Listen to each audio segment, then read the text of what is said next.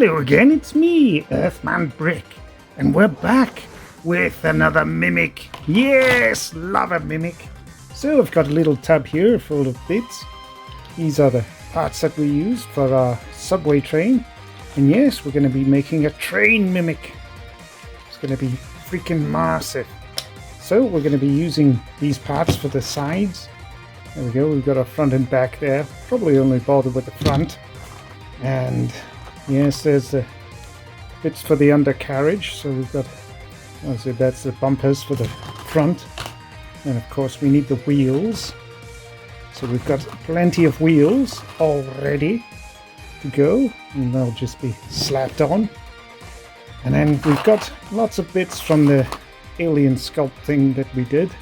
We might be able to use those as claws or big kind of fangs and things. Not quite sure yet. We'll figure it out. I've got a mishmash of other bits and bobs there that we'll try and throw into this build, and if we don't, it doesn't happen. So, because it's going to be so massive, we're going to bulk it out.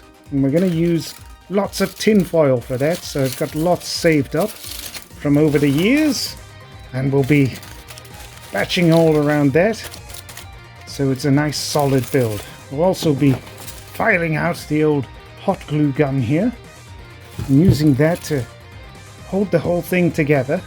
Now, because of the shape of the build and everything, I'm planning to make it resemble evil boss train from a new game that's a Contra clone called Iron Meat. And I'll pop up a little infographic of the thing so you can see how cool it is, and it does look bloody cool. And so it's a train that's kind of half-arched upways. And in order to do that, like your purple worm type of build, type of thing that you've no doubt seen made for D&D, it's going to have a very heavy base because of all the different parts involved. So I found this in the street. I think it came off a lorry. It's probably, I don't know, I don't want to speculate, but probably something to do with a harness. It's crazy the amount of things you find out in the street when you work in an industrial estate. So we'll be using this heavy chunking thing for the base, and we'll be using that for bridging and arching off everything else. Now, there's another thing that we're going to be using. Here's a material here. Plastic sprues, yes. Because this thing's going to have a lot of teeth, I suspect. And so we'll be using... Let me just lower this down a wee bit. There we go. So we'll be using our sprue stretching methods, which is super easy to do. So I've just got a candle there and just lit it up. Again, something I found in the street. Not bad. And we just break off a piece of plastic sprue frame and we hold it over here like a spit, just turning it slowly so it's nice and even, because if you just hold it in one place, the thing's just going to start having scorch marks and then it's going to look pretty bad. And it also might catch on fire, so you've got to be careful whenever you're doing this. And there, you can see it's started to bend, so then you can just pull it ever so slightly, and then it's coming to a couple of points there. And then it's just a case of taking your snips, or your clippers, whatever tools you use, and then chopping that into some nice pointy teeth. So, that's what we're going to do. I'm going to get onto it. See you again soon. Bye for now. Hello again, and we're back. And here it is. This is what we've got assembled so far. So you can see we've taken these panels, we've used that padlock thing. We've got that as the base there, and there's no chance of that falling over. So that's good. We've also, here's a lower jaw here, which will be easier to show you. So we've cut up our sprue. I didn't even bother sprue stretching it. I've just gone and cut up the sprue. We've filled in all in here with tin foil. And then we've gone over with air drying clay, and then I've just textured it ever so slightly. And we've use those general principles for the rest of the thing here. So in here you can still see there's tin foil in there and then the air drying clay on top. And so we haven't used any milliput as of yet. Now I've gone over it with some black marker pens, so I've gone over some of the bits with some red and some of the bits with some black. This jaw will attach and hang off the bottom here, and that should work out quite nicely. We've not attached it yet because we're going to paint up both these parts first, and then we'll worry about attaching it at the end. So painting wise, this is what I intend to do. So all these fleshy bits, like this bit in here, we're going to hit it up with this color, which is a mixture of red and black. I've just got a chewing gum tub there that's filled with it. And then once it's hit up with that darker tone, we'll go over it with a nice light pink.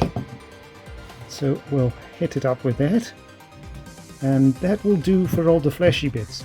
For the train itself, we've got this red stripe, and I think the best color to complement red would be green. So I'm going to hit it up with some of this.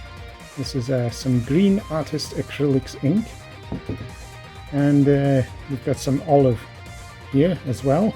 So we can hit it up with those just to tie it all in. And then for these windows, I was thinking I might hit it up with some of this, which is turquoise, I think. Yes, turquoise. And again, that's an acrylic ink. So that should fill out those parts quite nicely. And then from there, I'm not entirely sure. I've got some orange here ready to hit it up with. I might pop that somewhere. And I think the teeth, I might just go with a white right off the bat. And then, I don't know. I'm going to play it by ear, and then we'll go over that part later on. But that's all I've got for you just now. Bye for now. See you again soon. Hello again. And we're back. And here he is, all done and dusted. Rah! He is a big chonkin mimic train. And yes, we've gone for a more kind of cartoony kind of style and aesthetic. Really not gone over... not overblown the detail or anything. And yes, I think simple and effective. Seems to work rather well.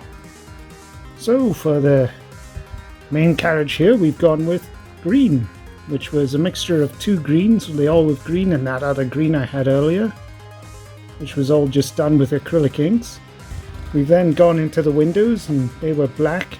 Then we've hit it up with the turquoise and then a little highlight of white in the top corner.